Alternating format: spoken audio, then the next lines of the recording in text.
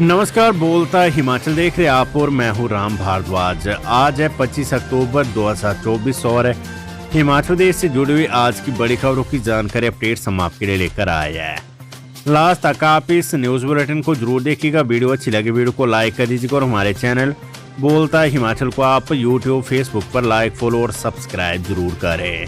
पेश है आज की सबसे बड़ी खबरें। सीएम सुक्खू की बड़ी पहल, लोगों की परेशानी सुनने के लिए घर घर जाएंगे हिमाचल सरकार के मंत्री। हिमाचल प्रदेश में मुख्यमंत्री सुक्खू के नेतृत्व वाली सरकार एक नई पहल करने जा रही है। बता दें कि इस मुहिम के तहत हिमाचल प्रदेश सरकार के मंत्री राज्य के दूरदराज इलाकों में लोगों के घर घर जाकर उनकी परेशानियों को सुनेंगे और उनका निपटारा करेंगे। ये पहल मुख्यमंत्री सुक्खू खुद करने जा रहे हैं। मुख्यमंत्री सुखविंदर सिंह सुक्खू 26 अक्टूबर को जिला शिमला के दूरदराज क्षेत्र डोडरा से सरकार की इस पहल की शुरुआत करने जा रही है। यहाँ भी लोगों के साथ संवाद करेंगे। बता दें कि जिला शिमला का डोडरा सबसे पिछड़े इलाकों में शामिल है। अब यहाँ के इलाकों के लोगों को मुख्यमंत्री सुक्खू के इस दौरे से बड़ी उम्मीद है। हिमाचल प्रदेश में बनी दवाओं के 23 सैंपल फेल, CDSU ने जारी किया ड्रग अलर्ट। हिमाचल में बनी दवाओं के 23 सैंपल फेल हो गए हैं। केंद्रीय दवा मानक नियंत्रण संगठन ने इस माह का ड्रग अलर्ट जारी किया है। देश में दवाओं के कुल 67 दवाओं के सैंपल फेल हुए हैं। इसमें हिमाचल में बनी दवाओं की संख्या 23 है। इनमें से CDSU की प्रयोगशाला में 49 और राज्य की प्रयोगशाला में 18 सैंपल फेल हुए हैं। प्रदेश में जिन 23 दवाओं के सैंपल फेल हुए उसमें 12 जिला सोलन, 10 जिला सिरमौर और 1 जिला कांगड़ा में बनी है। इन दवाओं में हार्ट, निमोनिया, शुगर, दर्द निवारक, प्रसव, कैल्शियम इत्यादि की दवाएं शामिल है। राज्य ड्रग कंट्रोलर मनीष कपूर ने बताया कि जिन दवा उद्योगों के सैंपल फेल हुए हैं उन सभी को नोटिस जारी किया गया है। यही नहीं, उन सभी बैच का स्टॉक बाजार से वापस मंगाने को कहा गया है जिनके सैंपल फेल हुए हैं। केंद्र से राज्य सरकार का आग्रह, प्रदेश की 386 मिनी आंगनबाड़ी को ना किया जाए बंद। केंद्र सरकार ने प्रदेश की 153 मिनी आंगनबाड़ी को अपग्रेड करने की मंजूरी तो दे दी है, लेकिन इस दौरान शेष 386 मिनी आंगनबाड़ी को बंद करने का फरमान भी जारी किया है। ऐसे में प्रदेश सरकार की ओर से इन आंगनबाड़ी केंद्रों को बंद न करने का आग्रह केंद्र सरकार से किया गया है। हालांकि मामले पर मुख्यमंत्री की ओर से भेजे गए डीओ में भी इन 386 मिनी आंगनबाड़ी केंद्रों को बंद न करने की सिफारिश की है। इसमें स्पष्ट कहा गया है कि इन आंगनबाड़ी को बंद करने से इनमें कार्यरत 386 सहायिकाओं को रोजगार से हाथ धोना पड़ेगा। इसके साथ ही जो छोटे बच्चे इन आंगनबाड़ी में पूर्वशाला शिक्षा ले रहे हैं, अब उन्हें दूर आंगनबाड़ी केंद्रों में जाना पड़ेगा। ऐसे में इन मिनी आंगनबाड़ी को बंद न करने का आग्रह किया जा रहा है। इससे सहायिकाएं और बच्चे भी प्रभावित होंगे। हाईकोर्ट ने सरकार से स्वास्थ्य सुविधाओं से जुड़े पदों को भरने में देरी पर लिया कड़ा संज्ञान। हिमाचल प्रदेश हाईकोर्ट ने स्वास्थ्य सुविधाओं से जुड़े पदों को भरने में देरी पर कड़ा संज्ञान लिया है। कार्यवाहक मुख्य न्यायाधीश त्रिलोक सिंह चौहान और न्यायाधीश सत्येन वैद्य की खंडपीठ ने स्वास्थ्य निदेशक को प्राइमरी हेल्थ सेंटरों में विभिन्न पदों की रिक्तियां सहित पूर्ण ब्यौरा कोर्ट के समक्ष रखने के आदेश जारी किए हैं। कार्यवाहक मुख्य न्यायाधीश त्रिलोक सिंह चौहान और न्यायाधीश सत्येन वैद्य की खंडपीठ ने स्वास्थ्य निदेशक को प्राइमरी हेल्थ सेंटरों में विभिन्न पदों की रिक्तियों सहित पूर्ण ब्यौरा कोर्ट के समक्ष रखने के आदेश दिए है। कोर्ट ने ये जानकारी निदेशक को शपथ पत्र के साथ पेश करने के आदेश दिए है। इससे पहले हाईकोर्ट ने स्वास्थ्य सचिव से पूछा था कि प्रदेश के विभिन्न स्वास्थ्य केंद्रों में डॉक्टरों समेत अन्य स्टाफ के 1450 रिक्त पड़े पदों को कब तक भर लिया जाएगा। कोर्ट ने सरकार के इन पदों को भरने के लिए अपनाई जा रही टालमटोल रणनीति को स्पष्ट करने को भी कहा था। प्रदेश सरकार द्वारा 25 से शुरू की जाएगी प्राकृतिक खेती से उगाई मक्की की खरीद। हिमाचल प्रदेश सरकार द्वारा इस वर्ष पहली बार प्राकृतिक खेती से उगाई जाने वाली मक्की की खरीद 25 अक्टूबर 2024 से शुरू की जा रही है। प्रदेश सरकार द्वारा प्राकृतिक विधि से उगाई जाने वाली मक्की का समर्थन मूल्य 30 रुपए प्रति किलो और गेहूं का समर्थन मूल्य 40 रुपए प्रति किलो निर्धारित किया है। इस बार प्राकृतिक मक्की की खरीद के लिए जिला कांगड़ा में 3 खरीद केंद्र सिविल सप्लाई के गोदामों नगरोटा बाग व फतेहपुर व ढलियारा में स्थापित की है। किसान इन 3 निर्धारित खरीद केंद्रों पर जाकर प्राकृतिक खेती द्वारा उगाई गई मक्की को बेच सकते हैं। सरकार द्वारा जारी दिशा निर्देश चयनित किसान प्राकृतिक खेती मक्की को पैकिंग में भरकर निगम के निर्धारित 3 थोक गोदामों तक पहुंचाएंगे। शिमला रोपवे प्रोजेक्ट के लिए सरकार ने जारी की 20 करोड़ रुपए की एनवायरमेंट क्लियरेंस राशि। मुकेश अग्निहोत्री। राजधानी शिमला में बनने वाले देश के सबसे लंबे 14 किलोमीटर रोपवे बनाने की तैयारियां शुरू हो गई है। शिमला रोपवे प्रोजेक्ट को लेकर सरकार ने प्रोजेक्ट की एनवायरमेंट क्लियरेंस के लिए 20 करोड़ रुपए की राशि सरकार ने जारी कर दी है। ये जानकारी उप मुख्यमंत्री मुकेश अग्निहोत्री ने शिमला में आयोजित प्रेस वार्ता में पत्रकारों से बातचीत करते हुए दी है। उन्होंने कहा कि हिंदुस्तान का सबसे लंबा रोपवे शिमला में बनने जा रहा है। प्रोजेक्ट की एनवायरमेंट क्लियरेंस के लिए 20 करोड़ रुपए सरकार ने जारी कर दी है। उन्होंने कहा कि इस प्रोजेक्ट के तैयार होने से स्थानीय लोगों सहित शिमला आने वाले देशी विदेशी पर्यटकों को यहाँ लगने वाले ट्रैफिक जाम से छुटकारा मिलेगा। उन्होंने कहा कि इस प्रोजेक्ट में 660 ट्रॉली लगेगी। प्रत्येक की क्षमता 8 से 10 सवारी की होगी। 1 घंटे में 6000 यात्री सफर कर सकेंगे। दृष्टिहीन संघ की बैकलॉग के पदों को भरने की मांग पर नवंबर में होगी बैठक। राष्ट्रीय दृष्टिहीन संघ की मांग पर सामाजिक न्याय एवं अधिकारिता विभाग के सचिव ने सभी विभागों की बैठक बुलाई है। ये बैठक नवंबर महीने के पहले सप्ताह में होगी। इसमें विभाग के अधिकारियों को रोस्टर के साथ बुलाया है। विभागों में उक्त कोटे के कितने पदों का बैकलॉग है, ये तमाम जानकारी बैठक में रखी जाएगी। इसके बाद इस पर रिपोर्ट तैयार कर सरकार को भेजी जाएगी। विभाग की माने तो इससे पहले भी मामले पर संघ के पदाधिकारियों के साथ बैठकें हो चुकी और इसमें विभागों द्वारा 4% कोटे के तहत पद चिन्हित किए गए थे, लेकिन संघ के पदाधिकारियों ने इसे गलत बताया। बड़ी खबर, हिमाचल प्रदेश बिजली बोर्ड के कर्मचारियों को मिलेगा 4% महंगाई भत्ता। हिमाचल प्रदेश राज्य बिजली बोर्ड के कर्मचारियों को बिजली बोर्ड प्रबंधन ने 4% डीए देने की घोषणा कर दी है। बिजली बोर्ड के नियमित कर्मचारियों को अब ये लाभ जारी कर दिया है। बिजली बोर्ड के एनपीएस कर्मचारियों को डीए के अलग से निर्देश जारी किए जाने हैं।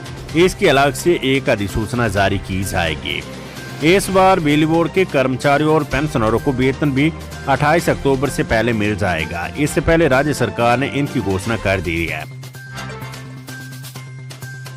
HPU Shimla MA Hindi, MSc zoology और एमटेक कंप्यूटर साइंस की परीक्षाओं के परिणाम घोषित है। हिमाचल प्रदेश विश्वविद्यालय एचपीयू द्वारा स्नातकोत्तर परीक्षाओं के परिणाम घोषित करने का सिलसिला जारी है। इसी कड़ी में वीरवार को विश्वविद्यालय ने एमए हिंदी, एमएससी जूलॉजी और एमटेक कंप्यूटर साइंस की परीक्षाओं के परिणाम घोषित कर दिए है। खबर, चंबा से शहर में शुक्रवार से शुरू होगा आवारा कुत्तों का टीकाकरण। चंबा शहर में शुक्रवार से आवारा कुत्तों का टीकाकरण शुरू होगा।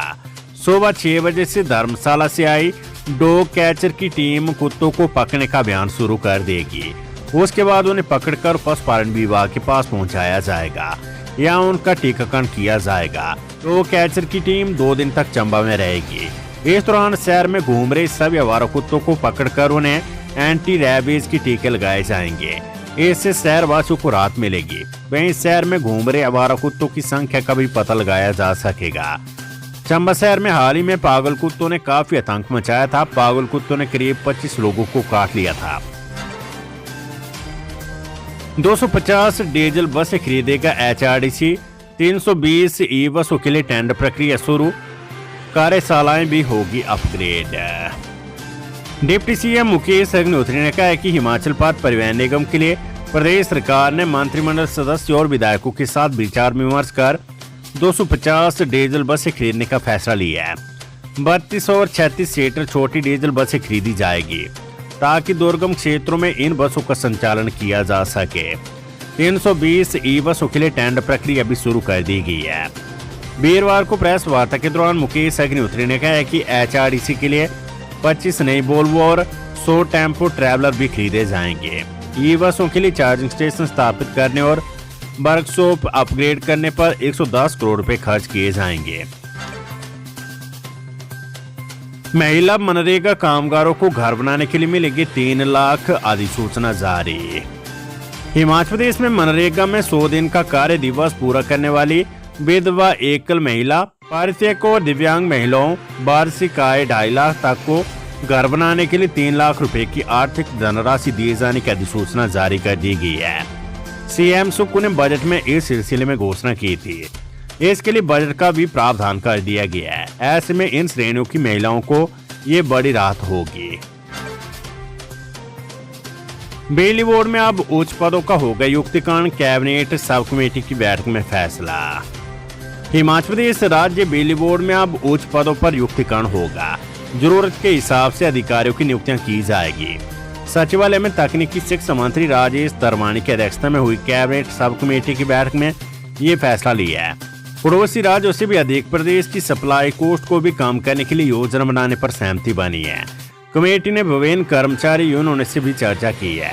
अगली बैठक में कैबिनेट को सौंपने के लिए रिपोर्ट तैयार हो सकती है। अतिक्रमण हुआ तो अफसरों पर होगी कार्रवाई, हिमाचल हाईकोर्ट ने दिया आदेश। हिमाचल हाईकोर्ट के वन भूमि पर अवैध अतिक्रमण हटाने पर 1 अगस्त को दिए गए आदेशों की अनुपालना की गई है। उपमंडलाधिकारी वन कुल्लू ने अदालत में इस संबंध में अनुपालना रिपोर्ट दायर की है। उपमंडलाधिकारी ने कोर्ट में अतिक्रमण को हटाने से संबंधित जो भी कार्रवाई की है उससे जुड़े सभी तथ्य अदालत के समक्ष रखे। इस मामले में राजस्व और वन विभाग को निर्देश दिए कि आगे से इस तरह का अतिक्रमण न हो। अगर हल्फनामा और अन्य दस्तावेज गलत पाए गए तो उसके लिए जिम्मेवार अधिकारियों पर कार्रवाई होगी। खबर कुल्लू से बाढ़ में हुए नुकसान का आकलन करने कुल्लू पहुंचा अंतर मंत्रालय केंद्रीय दल।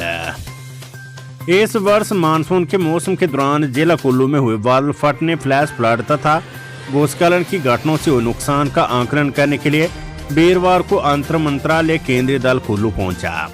डीसी कुल्लू तोरुल एस रविश ने अंतर मंत्रालय केंद्रीय दल का स्वागत किया तथा एनएचपीसी नगवाई में जिला कुल्लू के विभिन्न क्षेत्रों में हुए नुकसान की जानकारी दी।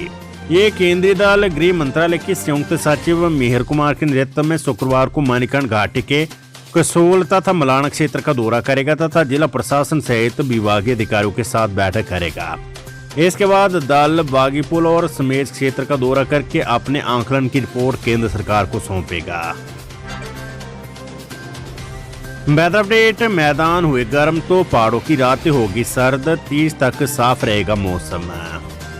मानसून के विदा होने के कारण अब ड्राई स्पेल के चलते और मौसम के साफ रहने के कारण जहां मैदानी इलाकों में गर्मी बढ़ने लगी है वहीं प्रदेश के पहाड़ों की रातें सर्द हो गई है। मैदानी इलाकों में तापमान में इजाफा हुआ है जबकि प्रदेश के उच्च पर्वतीय इलाकों में तापमान कई जगहों पर माइनस में जा पहुंचा है। अधिकतम तापमान में 3 डिग्री तक इजाफा हो गया है और प्रदेश के 1 दर्जन से अधिक शहरों का अधिकतम तापमान 30 डिग्री पार चल रहा है। गुरुवार को समूचे प्रदेश में खिली धूप और पिछले 24 घंटों में मौसम पूरी तरह से साफ और शुष्क बना रहा।